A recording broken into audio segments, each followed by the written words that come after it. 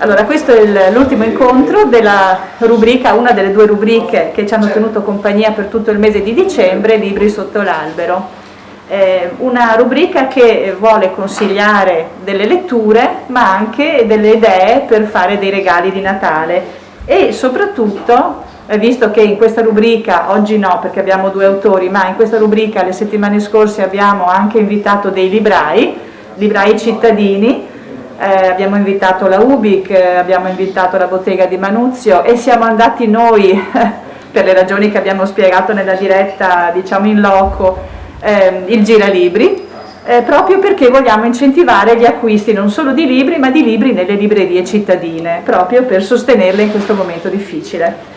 Allora, oggi abbiamo due autori, Carola Mininclerico Lussi e Guido Vianello. Cominciamo con Carola, precedenza alle signore. Grazie.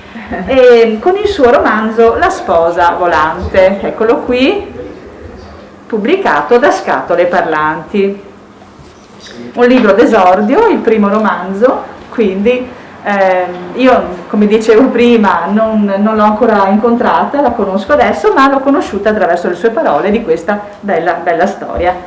Carola Mininclerico Lussi è molto nota perché è un'artista che lavora in teatro, è una performer, un'attrice, una regista delle compagnie teatrali Farmacia Zoe e Flowing Streams FZU35, sono nomi un po' complicati da ricordare, ma io me li sono scritti perché insomma la mia memoria ormai comincia un po' a darmi dei problemi. Allora, per chi vuole conoscerla meglio può visitare il suo sito carolamininclericolussi.it, quindi è molto facile da ricordare anche per me. Allora, entriamo in questa storia che dico, non la riassumerò ovviamente in modo completo, però qualche idea la voglio dare del contesto. Allora, intanto, come è successo ieri con il libro di Federica Sgaggio, qui abbiamo una protagonista al femminile, perché questa storia che viene raccontata è la storia di Agata, che è un bellissimo nome. È una bambina all'inizio del romanzo che cresce fino all'età adulta, quindi si potrebbe collocarlo, se proprio si vuole inserirlo questo romanzo in un genere, potrebbe essere un romanzo di formazione al femminile. Ultimamente ce ne sono stati diversi, mentre fino a qualche decennio fa il romanzo di formazione era soprattutto al maschile, quindi io sono sempre molto felice quando trovo delle protagoniste forti di cui si segue il percorso di vita e la crescita. Allora, ci si immerge immediatamente in un ambiente splendido, meraviglioso, ricco di profumi, l'isola di Ginostra nell'isola di Stromboli, nelle Eolie. È una bambina orfana che vive con il padre, orfana di madre, ha paura di volare e non si vuole sposare. Queste sono le sue caratteristiche iniziali. Vive a contatto con la natura, ma la passione per la fotografia, una Polaroid che le viene regalata dallo zio d'America, perché bisogna sempre avere uno zio d'America se possibile, io purtroppo non l'ho avuto quindi non ho avuto questi privilegi. Si appunto appassiona alla fotografia e di questo farà una professione che la porterà in giro per il mondo, in giro per l'Europa, anche in territori di guerra, perché è una donna molto coraggiosa e poi insomma non voglio dire di più. Allora io mi sono chiesta, Carola, tu in un'intervista, perché ho letto un po' di cose, ho visto in rete, hai fatto già delle presentazioni in streaming, mi sono chiesta, tu hai delle origini siciliane, però questa non è una storia autobiografica, ma alcune forse suggestioni ti vengono dalla tua famiglia in qualche modo, no? che ha origini siciliane. Come è nata questa storia così particolare? Come mai hai scelto di ambientare il tuo romanzo in questo luogo e poi invece spaziare fino negli Stati Uniti, a New York, meglio ancora a Manhattan, e poi anche nei luoghi di guerra, in Bosnia, eccetera? Come nasce? Allora, guarda Annalisa, ti rispondo partendo da questa cosa che dicevi del romanzo di formazione. che condivido, insomma possiamo inserirlo lì. È la storia di una ragazza che ha origina così la storia, da una reale paura di volare. Che è tua? Che è diventata mia per una fase della vita. È stato molto forte per me perché ho sempre viaggiato molto e anche da sola e senza avere particolari problemi con gli aerei. Poi per alcuni eventi che sono successi un po' particolari, diciamo così, avevo attraversato l'Oceano Atlantico in barca a vela e vissuto un forte confronto con l'infinito, diciamo così.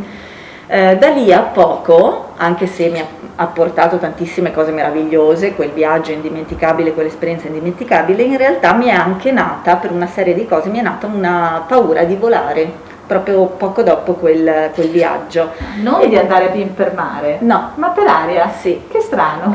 Sì, guarda, quando attraversi l'oceano ti senti come in un cielo infinito o in un grande deserto, è come un grande deserto da un certo punto di vista, quindi sono questi spazi enormi, sia una vastità davanti a te senza punti di riferimento perché non c'è terra, c'è solo un orizzonte. E ti senti solo? Ti senti uno da un certo punto di vista perché a un certo punto non ci sono più coordinate, c'è profondità perché arrivi a 6-7 mila metri di profondità, c'è altezza, ci sono stelle e c'è tanto infinito e quindi si muovono tante cose dentro di te, sia che ti aiutano sia che magari per un momento ti possono mettere in difficoltà sicuramente. Quando sono tornata per una serie di cose mi è nata questa paura di volare, incredibile proprio dopo tanti anni e mi sono detta, perché ho sempre fatto un po' così, la mia arte è sempre andata di pari passo con la vita, a servizio un po' della vita, di comprendere un po' di più la vita, mi sono detta devo fare qualcosa perché questo mi stava impedendo davvero di continuare a viaggiare, a fare ricerca e a vivere insomma tranquillamente nei viaggi. Certo. E quindi ho studiato, infatti questo romanzo si chiama La sposa volante perché la formazione della protagonista è proprio il passaggio dalla paura di volare ad affrontare questa paura di volare, che chiaramente è fisica ma è anche metaforica, quindi nasce così e mette insieme sicuramente alcune esperienze, spunti, come hai detto tu, suggestioni autobiografiche e la scelta di Ginostra è arrivata in maniera molto istintiva perché il libro parla anche di questo rapporto con il matrimonio e le credenze attorno al matrimonio, le imposizioni sociali, eccetera, eccetera. E io mi sono sposata a 43 anni oltre che fare questo viaggio attraverso l'oceano, avevo fatto un primo viaggio subito dopo le nozze a Ginostra. Ed è una terra di cui mi sono innamorata proprio, c'è stata subito una relazione di cuore con quell'isola e quindi è stato facile per me ricordare tutto mentre scrivevo, tutto quello che i sensi avevano immagazzinato. In più appunto c'è questa radice siciliana per me molto importante perché ho conosciuto molto bene la famiglia di mia madre che è diciamo qua veneziana e i miei nonni erano siciliani, quindi la famiglia siciliana l'ho conosciuta meno e più tardi e quindi è stato anche un po' un recupero e c'entra con questa cosa della formazione al volo a non aver più paura di volare perché ho veramente scoperto, e forse è un po' questo che racconta questo libro, che per volare serve un forte rapporto con la terra, quindi è nato così. E poi New York perché è una città che ho sempre amato perché è un po' l'estremo opposto e consentiva nella storia di fare una grande apertura per questo personaggio perché è la città delle relazioni, delle mille possibilità, mentre Ginostra è un paese con 10-15 abitanti, quindi è veramente, sono due estremi, gli antipodi. Mentre per quanto riguarda la guerra era sicuramente funzionale al personaggio perché è un personaggio che come dici ha un bellissimo nome, si chiama Agata, che alla fine significa buona e virtuosa, cioè la bontà intesa come la virtù, e questa, e lei lo dice anche a un certo punto nel romanzo, mi hanno dato il nome di buona e virtuosa, ma in realtà io dentro sono tutto turbolenze e insomma questa vulcanicità, un po' di sentimenti molto forti, quindi portarla in territori di guerra era un po' metterla a confronto con queste sue guerre interne. Sì, beh, è un personaggio molto complesso, una donna anche irrequieta, che non accetta limiti, anche è in grado di abbandonare un amore se si rende conto che quest'amore la comprime, no? Non le permette di continuare questa sua ricerca, questo suo percorso di vita.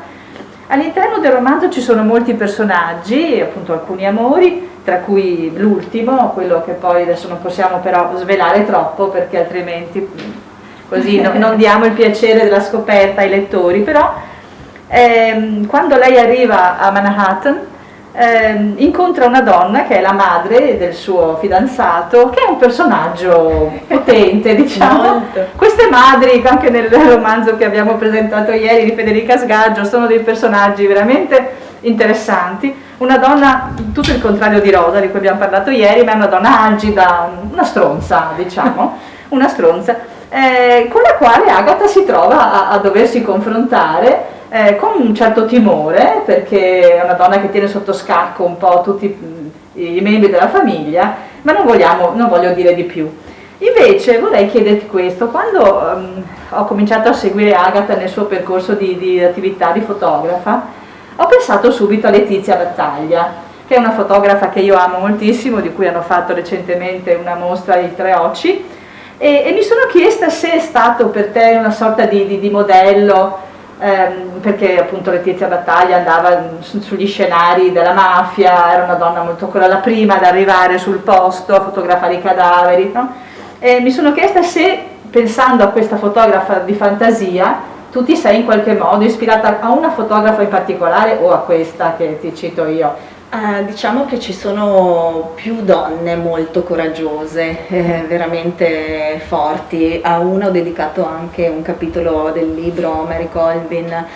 Comunque sì, certo, Letizia Battaglia, ma diciamo che confluiscono sicuramente tutte le donne che mi hanno dato ispirazione, che possono essere personaggi noti e anche non noti, e anche nell'altro personaggio che tu hai citato, che è assolutamente l'antagonista della storia, è comunque ispirato a altre figure che possono avermi messo in difficoltà magari, no? O posso aver colto da loro comunque un'ispirazione molto forte. Cerco di mettere insieme sempre più punti di vista, cioè quando costruisco e quando c'è un ricordo dentro di me, è molto raramente collegato a una cosa, è come l'insieme.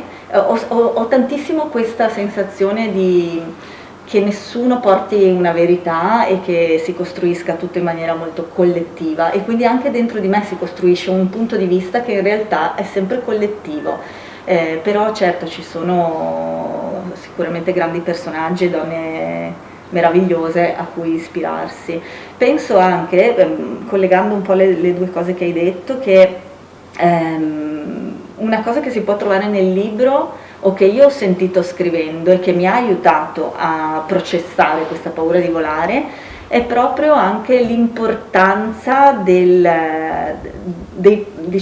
alleati, certamente, degli ispiratori, ma dall'altra anche di un polo che ti costringe a uscire dalla tua zona di comfort e che ti mette in realtà di fronte a quelli che sono realmente i tuoi propri conflitti, per cui quando trovi davanti un personaggio che ti mette in difficoltà, in realtà hai un'opportunità, ecco, quindi un po' questo. No, ma è assolutamente vero quello che dici. Mentre parlavi mi veniva in mente un racconto di Antonio Franchini nel quale parla di una madre, di una sua amica che era dolce, accogliente, la madre perfetta, no? E lui diceva, ma io invece sono diventato quello che sono, ho imparato a vivere perché ho avuto una madre che mi ha messo i bastoni tra le ruote tutta la vita, e io, combattendo con lei, ho imparato a combattere, no? Con le avversità. Quindi non è detto che una persona che ti fa solo del bene ti faccia del bene veramente, no? Delle volte hai bisogno anche di un antagonista, cosa che in letteratura è essenziale, fondamentale, guai se non c'è. E quindi, se posso aggiungere, la trasformazione non è mai di una sola, cioè non può, per me non è possibile che si trasformi una persona. Quando si trasforma qualcosa ho questa sensazione che siamo collegati, e quindi in effetti nel libro più persone in qualche modo hanno un cambiamento, no? Nel far diventare Agatha quella che poi diventerà. Sì. Ecco, allora una cosa anche molto interessante che ho trovato nel tuo romanzo sono i titoli che Agatha dà alle sue Polaroid, no? Sono dei titoli bellissimi. Come anche molto bello è il titolo La sposa volante, che a me ha fatto pensare ovviamente a Chagall, cioè io quando ho letto questo... E l'hai trovato infatti? Sì, perché anche per me, almeno la mia associazione è banale, però chiaramente non poteva non essere suscitata, suggerita così dal titolo. Quindi come ti è venuta questa idea perché appunto le Polaroid sanno tutti che hanno uno spazio bianco sotto la fotografia dove tu puoi scrivere quello che vuoi. E i titoli sono fortemente evocativi e non sempre indicano esattamente quello che si vede, no? Sì. Ma quello che si può immaginare, sono molto belli. Sì, è una cosa, io credo, che bella questa domanda, non me l'avevano mai fatta, credo che dipenda da questa mia esigenza molto forte di comunicare, per cui già un'immagine comunica tantissimo e abbiamo tutti la libertà di leggerci dentro ciò che ci provoca e le connessioni che si fanno dentro di noi. Quello che fa Agatha è che vuole mandare anche dei messaggi ogni tanto con quelle cose, a volte vuole anche pungere o punzecchiare, e quello che fa è che manifesta quello che lei vede, è come se prendesse la sua mappa interna e attraverso il titolo la manifestasse sulla foto, quindi come se lei vedesse una realtà, credo che in realtà tutti lo facciamo, però lei lo esprime questo, una realtà che ha dei fili invisibili dove le cose sono connesse, più esplicite di quello che sembrano ai suoi occhi. Questo è un po' il suo sguardo fotografico. È completato da questi titoli. Molto interessante, mi è piaciuto molto. E anche devo dire che per essere un romanzo d'esordio è una scrittura molto matura, ricca di energia espressiva, ecco, l'ho apprezzata molto. A questo proposito ti chiederei di leggere un pezzettino prima di salutarci. Molto volentieri. Scegli pure tu quello che vuoi. Io? Sì, scegli tu. Va quello bene. Che ritieni più significativo, che pensi che possa dare di più l'idea del contenuto del libro? Sì, io credo che potrei presentare qualcosa che lei fa da bambina nell'isola di Ginostra, perché questo poi se lo porta dietro per sempre. Poi lei parla con gli alberi, no? Sì, esatto, ho preso proprio lei parla con gli alberi, è una cosa molto bella questa. Sì, perché è un po' questa unione con la natura che è fondamentale per questo personaggio, e un po' anche il trasmettere questo senso di solitudine rispetto al resto dell'umanità, perché un po' questa cosa dell'essere orfana, un po' abitare in un paese di pochissime persone, però le consente di riempire il suo mondo, sentire il suo mondo pieno attraverso il contatto con la natura. Allora dice così, io lo leggo sempre con questo accento siciliano. A quel tempo a me piaceva più la natura di casa mia che la gente. Passavo i pomeriggi a scorgere nelle rocce i profili di femmina che immaginavo appartenere alle turche colpevoli, e li fotografavo e a volte ci parlavo anche, ma non rispondevano mai. Dai primi giorni di primavera in poi passeggiavo spesso fino alla sciara del fuoco, e nel tragitto scattavo immagini degli alberi più strani. Per me erano femmina pure quelli. Ce n'era sempre qualcuna di nuova da conoscere e c'erano sempre le vecchie, i miei punti di riferimento per non perdermi nella boscaglia e arrivare a casa anche quando tornavo col buio.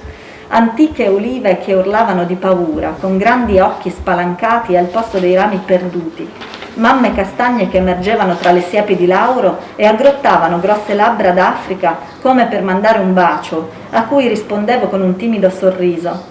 Una vecchia gelsa, ancora fruttuosa, che mi guardava con saggezza a volte o con rimprovero per la mia audacia, quando provavo a scuzzularla senza riservatezza. È per lei che ho imparato a camminare con passi più leggeri, più presenti, e a chiedere alle piante per favore quando vuoi un frutto. E poi le religiose che tendevano le mani per darti da bere, e quella tiglia che pareva una dea che si offriva a braccia aperte a qualsiasi intenzione. E non c'era volta che io non ci salivo, delicatamente ma con decisione, per farle un primo piano, e poi l'abbracciavo e la baciavo su quel dolce volto orientato a est. Nei piccoli boschi di femmina la luce filtrava quel giusto che si prestava bene alle foto istantanee che venivano fuori tutte calde. Grazie a voi infinite, grazie mille. Bene, allora vi ricordiamo Carola Meninclerico Lussi, La sposa volante, Scatole parlanti, editore. Eccolo qui. Grazie Carola, adesso ti salutiamo e diamo il benvenuto a Guido Vianello che nel frattempo è arrivato, che ci aspetta per parlare del suo libro. Ciao, grazie a te.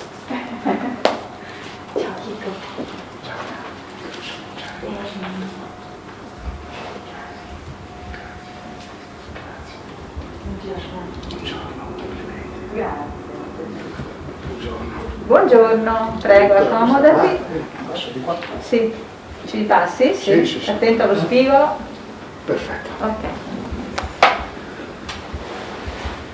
Bene, concludiamo il nostro incontro di oggi e la nostra rubrica Libri sotto l'albero con questo libro pubblicato da Manzanti Libri di Guido Vianello, Ancora un domani, racconti in 3D. Allora, quello di Guido Vianello è un gradito ritorno perché l'anno scorso, sempre per Libri sotto l'albero a Natale, lo abbiamo incontrato per parlare delle sue storie a disfondo poliziesco con il suo investigatore commissario Silvestri. Questa volta invece si tratta sempre di racconti, però anche se ci sono delle situazioni diciamo pericolose, attentati, poi lo vedremo nel dettaglio, viene abbandonata la pista gialla e siamo più nella cronaca contemporanea. Per chi non ha seguito l'anno scorso il nostro incontro e non conosce Guido Vianello, che peraltro è molto noto qui in città, vi dirò alcune cose della sua biografia per così contestualizzare la sua figura. Nato al Lido di Venezia nel 1953, vive a Mestre, ha la maturità classica e una laurea in giurisprudenza. Ha lavorato per una grande azienda per oltre 40 anni e si è avvicinato alla scrittura probabilmente pensando alla pensione, pochi anni dalla pensione, e da quel momento è stato molto prolifico perché appunto, come vi anticipavo prima, ha pubblicato 2 libri di racconti gialli con protagonista il commissario Silvestri, sempre per Manzanti, e ora è alla sua terza prova narrativa in cui abbandona il suo personaggio per esplorare una realtà che appunto nel sottotitolo viene definita in 3D. In realtà queste 3D danno un'idea di tridimensionalità, però si riferiscono alle sezioni del libro che iniziano proprio con la lettera D, quindi dinamiche, dettagli e diari. Esatto. Ecco, ogni parte contiene 5 racconti, oltre al racconto finale quadri, che svolge la funzione di cornice. Allora, io ho letto con molto interesse questi racconti che ci delineano un po', nella forma breve naturalmente, quindi in sintesi, in poche pagine, che è un pregio, momenti storici della nostra vita, soprattutto per chi come me ha una certa età, insomma, e ha vissuto i momenti del terrorismo, il conflitto arabo-israeliano, la morte in diretta di Kennedy, l'assassinio di Aldo Moro, l'assassinio dei fratelli Rosselli. Io non ero nata quando sono stati assassinati i fratelli Rosselli, ma sono state storie che ho sentito raccontare in famiglia, di cui ho letto, da cui mi sono appassionata, che ho ammirato, personaggi che ho molto, molto ammirato. E poi questo nella prima sezione di dinamiche. Invece nella sezione dettagli c'è un po' la nostra gioventù, perché ci sono i viaggi a Parigi, i viaggi a Londra, gli incontri tra ragazzi, il senso di libertà, il senso anche di un futuro che si immaginava migliore, no? E speranze che sono sfumate purtroppo un po' alla volta, per farci ritrovare adesso in un momento molto cupo dove il futuro è un punto di domanda. Ecco, io mi fermerei qui nell'introduzione, perché poi della sezione diarie ci parlerai tu. Certo. E ti volevo chiedere questo, racconti, tu utilizzi la forma breve, che è anche la mia preferita, dico la verità, anche se mi piacciono i romanzoni, leggo romanzi anche di 500, 1000 pagine, però quando scrivo la forma racconto è quella che prediligo. Ecco, anche tu senti questa predisposizione, questa necessità di andare proprio all'essenza della storia, utilizzando proprio il minimo indispensabile per renderla, oppure hai nel cassetto magari un romanzo a cui stai lavorando? Intanto grazie per questa presentazione, grazie ad Annalisa e grazie all'Associazione Mestre Mia che mi ha ospitato, grazie mille. E dunque sì, la formula narrativa del racconto la trovo quasi istintiva per certi aspetti, nel senso che la trovo congeniale rispetto a un certo modo di esprimere il mio pensiero. Mi sono anche chiesto perché questa vocazione, tra virgolette, a questa formula, e diciamo che la risposta che mi sono dato è che probabilmente è più rispondente a una certa mia visione dell'osservazione, diciamo, della realtà, perché come giustamente ricordavi anche tu, il racconto è sicuramente a un'architettura, una struttura narrativa più semplice, tra virgolette, meno complessa se vogliamo, anche se non meno complicata del romanzo, però consente di andare in maniera molto diretta a quello che è il cuore della situazione, a quello che è l'essenza, dritto al punto. E probabilmente questo risponde anche a un certo mio modo di vedere la realtà. Ecco, diciamo che lo trovo appunto, trovo una empatia con questo modo di raccontare. La mia preoccupazione è spesso addirittura di non essere troppo efficace nel momento in cui racconto, narro la situazione, perché il mio intento è quello di offrire al lettore rapidamente dei concetti che per me sono importanti, che sono quelli importanti della narrazione, e quindi il mio lavoro è proprio quello, soprattutto dopo la scrittura, di rendere il più possibile essenziale il tipo di narrazione che propongo.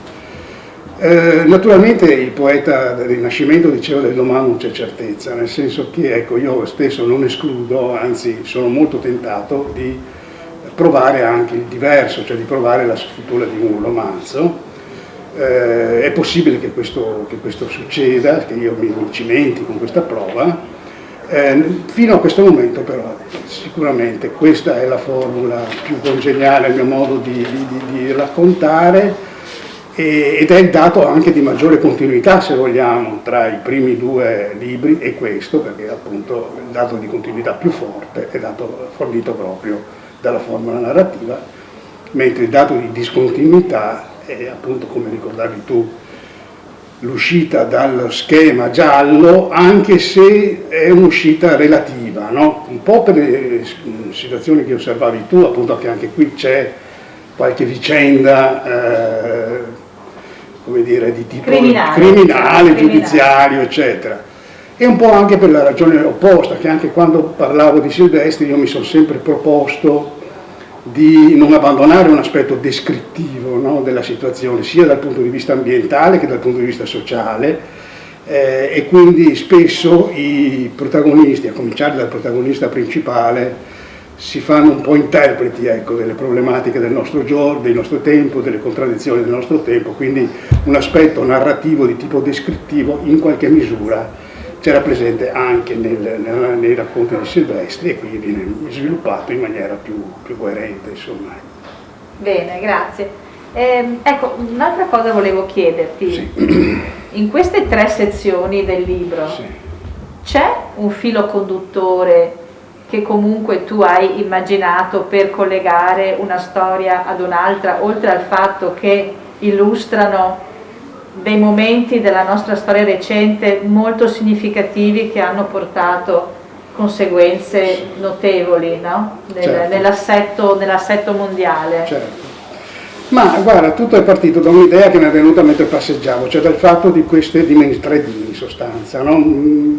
Nel senso che, pensando un po' alla mia esperienza di vita, mi sono chiesto ma quali sono un po' le coordinate, no? di questa mia esperienza, e le ho trovate in questi, poi riflettendo le ho trovate in questi concetti che prima tu ricordavi. In fondo questo spazio di vita che ci ricaviamo è all'interno di fatti che girano intorno a noi, di contesti, appunto di eventi di tipo collettivo, di eventi di tipo contestuale, di una dimensione pubblico-sociale che in fondo noi abbiamo nella nostra vita con gli altri, e poi di una nicchia di tipo più privato, di una nicchia più di tipo sentimentale che rappresenta l'aspetto più intimo della nostra vita. Ecco, ho voluto stressare un pochino, diciamo, questo concetto, anche con il concetto ricorrendo alle 3D, che è un po' un gioco di parole se vogliamo, ma che in fondo individua uno spazio narrativo in cui si può sviluppare la nostra, così, un prototipo, diciamo, di nostra vita in questi tempi.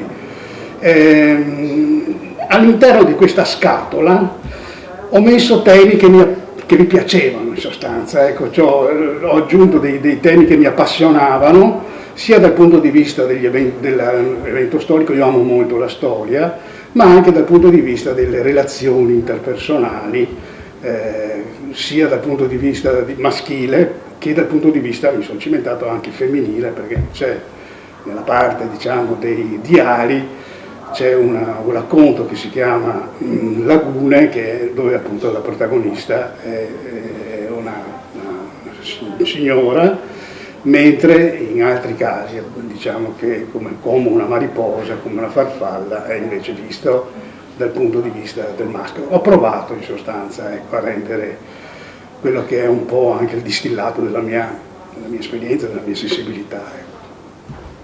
Vuoi leggere qualcosina? Sì, volentieri. Ma io direi che potremmo leggere nella prima parte, diciamo, la parte delle dinamiche, quindi diciamo degli eventi storici, sì. Proprio l'inizio, diciamo, del racconto relativo al conflitto arabo-israeliano, che racconta proprio la vicenda di 2 donne anche in questo caso, sì. una ragazza ebrea e una ragazza palestinese, si chiama Sara e Aisha, e potremmo magari avviare sì, se vuoi leggere un pezzetto iniziale.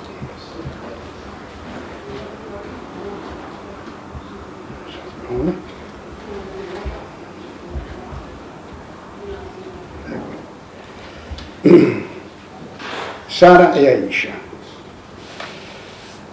Sorseggiando una tazza di tè sul terrazzino del suo appartamento, Sara osservava i chiarori volubili del primo mattino.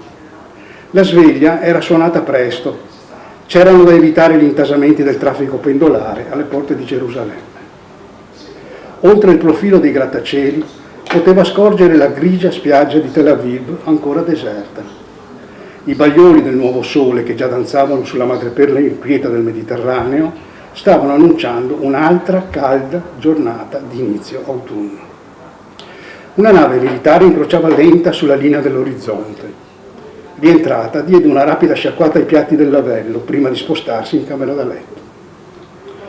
Davanti allo specchio esaminò il profilo della pancia. Non si notava alcunché, erano ancora gli inizi, ma i suoi pensieri tentarono comunque di prendere il loro corso abituale. Riuscì ad evitarlo. Non c'era tempo e semmai avrebbe potuto assecondarli più tardi, durante il tragitto in auto. Andava a Gerusalemme per una promessa fatta alla madre, prima che lei la lasciasse. Ricordava che nell'ultima fase della malattia era come se si fosse preparata a congiungersi alle presenze del passato. Non dimenticare, le ripeteva, che nella catastrofe degli innocenti risiede la nostra identità di popolo. Osservò di sfuggita la foto sul comodino dove sua mamma scrutava il mare. Era bella, con gli occhi chiari e gli zigomi eleganti, gli stessi che le aveva lasciato in dote. Grazie, Grazie a voi. Bene, allora come tempi diciamo che abbiamo concluso in bellezza questi nostri incontri. Vi ricordo allora le nostre proposte, quelle di oggi: Carola Miniclerico Lussi, La sposa volante, Scatole parlanti editori, Guido Vianello, Ancora un domani, racconti in 3D, Mazzanti editori. Mentre invece nei giorni precedenti abbiamo iniziato con Natalia Venezia a cura di Elisabetta Tiveron e Caterina Schiavon, di Elisabetta Baldisserotto, Francesco Baldisserotto, Storia di un patriota veneziano, La strage degli innocenti, perché Piazza Fontana è senza colpevoli, di Maurizio Dianese e Gianfranco Bettin, Mario Coglitore, In seconda fila, schizzi d'autore, e Federica Sgaggio, L'eredità dei vivi. Come vedete abbiamo spaziato tra romanzi, racconti, saggi storici di storia veneziana e saggi storici di storia contemporanea italiana. Queste sono le nostre proposte. Andate in libreria, abbiamo ancora qualche giorno per acquistare i regali di Natale, sempre distanziati, sempre secondo le regole, per evitare di farci del male. E niente, Andrea, il presidente di Mestre Mia, è qui con noi. Vuoi dare un saluto anche tu, Andrea Sperandio? Sì, volentieri. Ho salutato Carola Miniclerico Lussi che è andata via, intanto è stata qua un po' con noi. Bene, allora cosa dire? Diciamo che siamo molto soddisfatti, terminano oggi queste due rubriche curate da Annalisa Bruni, che ringraziamo tantissimo. Grazie a voi per l'opportunità. Grazie a te. Invece, incontri con l'autore, i libri sotto l'albero. Come vedete abbiamo anche l'albero, che dà significato anche a questa rubrica.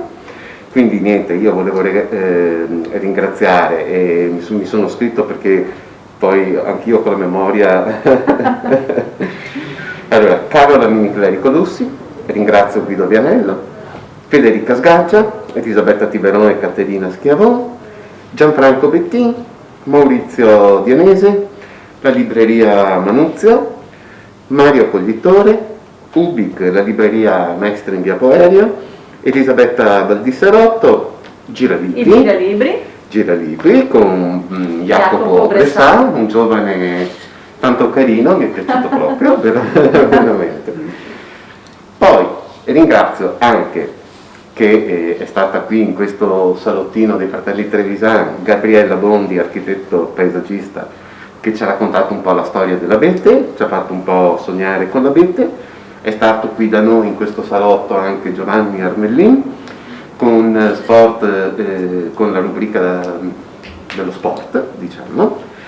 Ringrazio Adico, l'associazione difesa dei consumatori, Carlo Garofolini, l'avvocato Gioia Barbato e l'avvocato Alessandro Baldin, che sono stati con noi, ci hanno fatto compagnia qui dai Trevisan.